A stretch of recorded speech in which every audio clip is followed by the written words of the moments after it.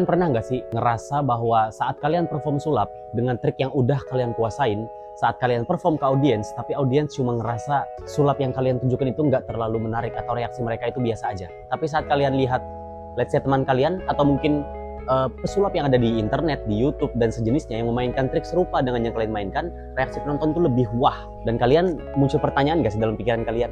Sebenarnya bisa jadi yang jadi permasalahan saat kalian perform adalah kemampuan kalian dalam mendelivery trik yang kalian mainkan. So, di video kali ini gue bakal share ke kalian 3 step by step untuk ya setidaknya bisa membantu atau sebagai problem solving kalian yang pengen trik sulap kalian bisa lebih strong, dan dalam jangka panjang ini bisa lebih mengimprove kemampuan kalian untuk membuat trik sulap itu menjadi lebih powerful dan lebih terkesan di benak audiens yang kalian mainkan. Check this out.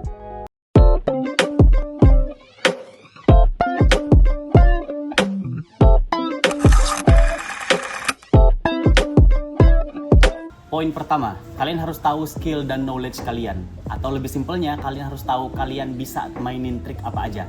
Kalian list data-data trik apa aja yang kalian bisa, yang mana triknya setidaknya impromptu dan siap dimainkan kapanpun, dimanapun ketika penonton minta kalian buat main sulap. Tidak bisa dipungkiri kita harus punya dulu list kita untuk main trik yang seperti apa. Karena gini, ibarat kita musisi, ya kita pengen penonton untuk berpartisipasi dengan cara request lagunya apa, and then kita bisa mainin. Nah, kalau misalkan kalian memperkenalkan diri kalian sebagai magician, and then tiba-tiba mereka minta kalian baca pikiran aku dong, and then kalian hanya mengklaim kalian sebagai close-up magician, tapi tidak punya dasar-dasar mentalism ataupun dasar-dasar untuk tahu kartu yang penonton pilih dan kalian baca pikirannya, gua rasa tidak worth it, karena akan menjatuhkan kredibilitas kalian sebagai seorang magician. Jadi yang pertama adalah kalian kumpulkan dulu trik apa yang kalian bisa. Ya ada banyak contoh, let's say ya kayak ambitious card, atau misalkan kayak card sandwich.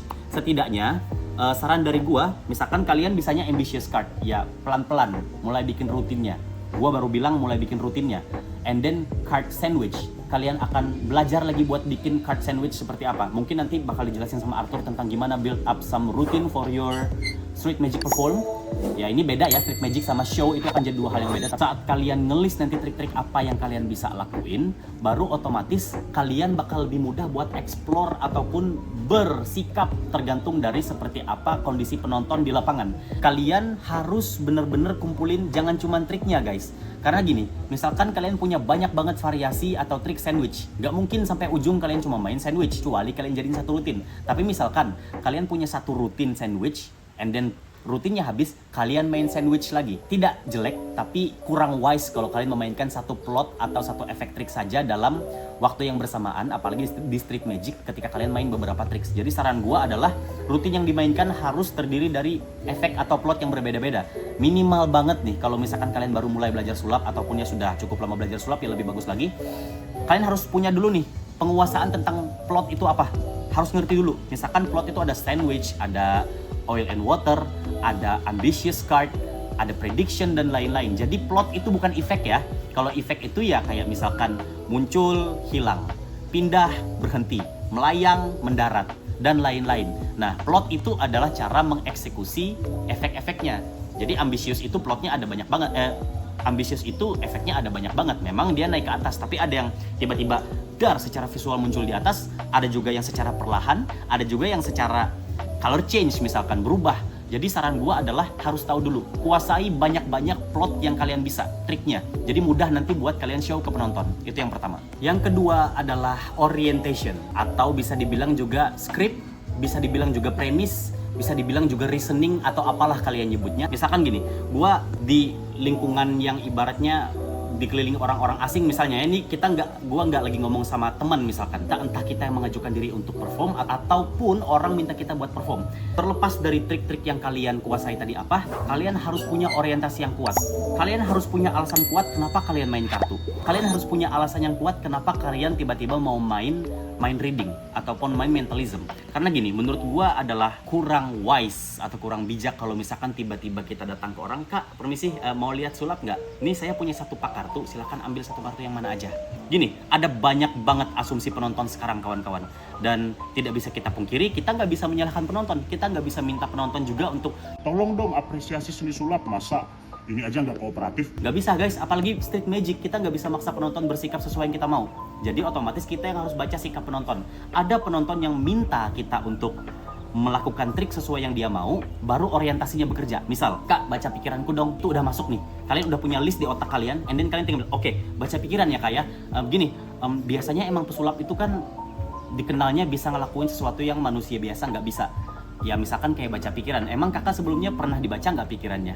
Hanya kayak gitu, itu udah mulai orientasi kawan-kawan. Kalian udah mulai scripting, dan pada akhirnya kalian harus berpacu dengan segala hal yang kalian punya untuk memaksimalkan perform kalian. Misalkan gini, kalian punya kartu, kalian cuma bawa kartu, and then gimana caranya bikin kalian yang tiba-tiba main kartu terlihat tetap masuk akal. Jadi misalkan gini, kalau misalkan gua nih ya, ada banyak cara sebenarnya. Misalkan kakak sebelumnya pernah dibaca nggak pikirannya, atau pernah lihat siapa di televisi gitu, misalkan dia bilang Deddy Corbuzier, Romy Rafael, dan magician lain. Oke, mungkin kalau aku pribadi sih nggak sehebat mereka ya, tapi sebagai magician tetap bakal berusaha sebaik mungkin untuk make sure kakak percaya kalau misalkan sulap itu ada dan sulap itu memang bener ajaib. Katakanlah misalkan sebelum kalian keluarin kartu, make sure kalian kuasain dulu trik-trik membaca pikiran tidak menggunakan kartu. Dengan barang-barang di sekitar misalkan, atau kalau kalian penasaran gimana contohnya, gue bakal tunjukin di deskripsi video gimana gue perform dengan barang sehari-hari. Atau kalaupun misalkan kalian tidak ada perbendaharaan dengan teknik atau trik yang seperti itu, kalian bisa kaitin ke kartu, tapi sebelum tunjukin kartunya misalkan, akan terasa lebih reasoning kalau misalkan, Kak, kalau pesulap itu nih, yang kakak tahu, biasanya apa sih barang yang paling ikonik kalau kakak dengar kata pesulap? Mostly, atau kebanyakan para awam di luar sana akan bilang ya kartu, apalagi di Indonesia. Memang dalam Closing Magic itu ada selain kartu ya ada koin, ada juga kayak Sharpie dan lain-lain. Tapi di Indonesia mostly orang lebih familiar dengan kartu. Saat mereka bilang kartu, oke, kartu ya. Ada yang punya kartu remi nggak di sini? Kalaupun ada, kalian harus punya lagi perbendaharaan trik-trik impromptu untuk baca pikiran dengan kartu yang dipinjam dari penonton itu ada atau tidak. Kalaupun tidak ada, baru kalian pakai kartu kalian. Oke, karena nggak ada, Kak, saya punya kartu sendiri, tapi sepakat ya, karena nggak ada yang punya kartu, jadi saya bawa kartu saya sendiri supaya lebih fair aja, lebih nyaman aja. Kalian takutnya dikira saya settingan dan lain-lain. And then minta mereka buat cek kartunya, and then minta mereka buat shuffle kartunya. Baru kalian bentuk lagi orientasi. Kak, coba hilangin kartu dong. Nah, Kak, kalau udah hilangin kartu, harusnya sebagai Closing Magician yang juga bergelut di card magic, misalkan kayak kita semua, kawan-kawan viewer sekalian yang memang di Closing Magic dan card magic, akan lebih mudah lagi. Misalkan hilangin kartu dong. Oke, pertama ada yang punya kartu nggak di sini? Kalau nggak ada, baru pakai kartu kalian. Misalkan seperti itu.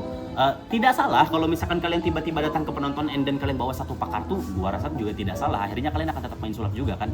Tapi untuk membuat terasa lebih organik dan natural aja, jadi gua pengen kawan-kawan juga menyadari bahwa sulap itu tidak harus terjadi di trik yang kita lakuin aja, tapi di pikiran penonton juga.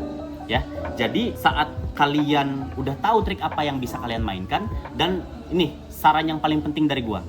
Yang paling penting dari gua untuk orientation, kalian harus belajar nulis, guys. Oke, misalkan ada yang nggak terbiasa nulis di kertas, kalian boleh tulis di WhatsApp kalian atau catatan kalian.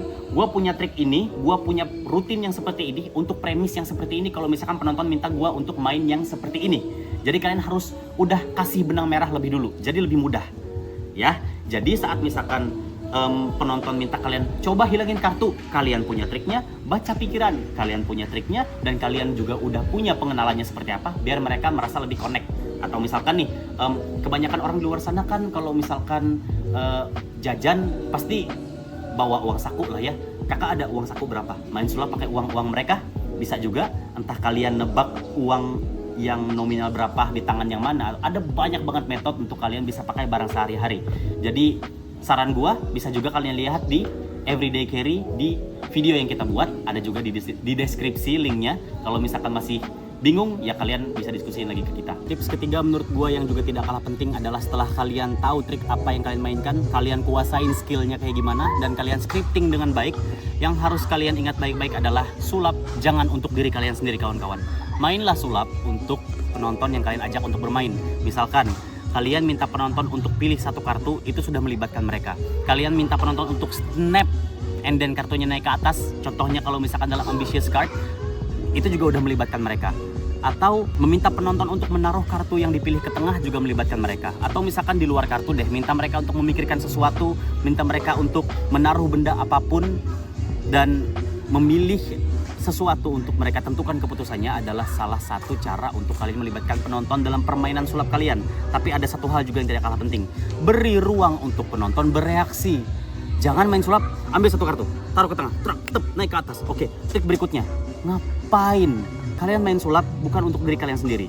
Kalian kalau misalkan main sulap cuma buat nunjukin efek kalian bisa mindahin kartunya ke atas, ngubah 4 kartu jadi 4 kartu lain, kalian sama kayak minta orang nonton kalian nari. Terlepas dari penonton dikasih waktu untuk berekspresi, bereaksi ataupun tidak, ya kalian keep going aja ke move berikutnya. Karena ya gue ngomong seperti ini karena gue juga dancer ya. Otomatis ya gue tahu secara perbedaan tentang seperti apa kapasitas performer antara dancer ataupun magician. Magician perlu reaksi. Kenapa? Memang dalam seni-seni lain ataupun dancer ataupun pemusik ya perlu reaksi juga, tapi reaksi yang tentu beriringan dengan perform yang berjalan. Akan tetapi magician, katakan apalagi untuk close up magic, kita kan terkoneksi dengan penonton. Otomatis timbal baliknya adalah gua main sesuatu dan penonton ngasih reaksi terhadap apa yang gua mainin. Kalau misalkan kalian tidak ngasih feedback atau misalkan penonton tidak kalian beri ruang untuk ngasih feedback, kayak seolah-olah kalian cuma minta penonton untuk nontonin kalian kayak show-show di panggung.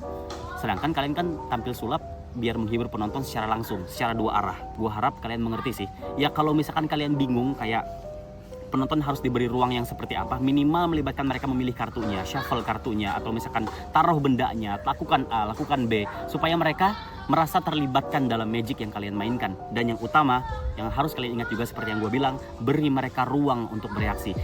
Ambitious card, put the card somewhere in the middle of the deck, and then card jumps to the top, but you just show the card jumps to the top, tanpa kalian kasih mereka ruang untuk, kok bisa? Dan kalian setelah eksekusi efeknya dan lanjut ke trik berikutnya atau rutin berikutnya, ya gua rasa itu kurang peka untuk kalian bisa disebut sebagai performer yang baik. Karena ya kita menghibur orang, bukan menghibur diri kita sendiri dan minta orang untuk nonton kita menghibur diri sendiri. Itu aja dari gua, dan semoga ini bisa jadi pembahasan yang menarik buat kita di kolom komentar juga kalau misalkan ada yang perlu didiskusikan. Terima kasih, gua Faris, dan Great Basic, Mega Great Magic, Gaskan Magic.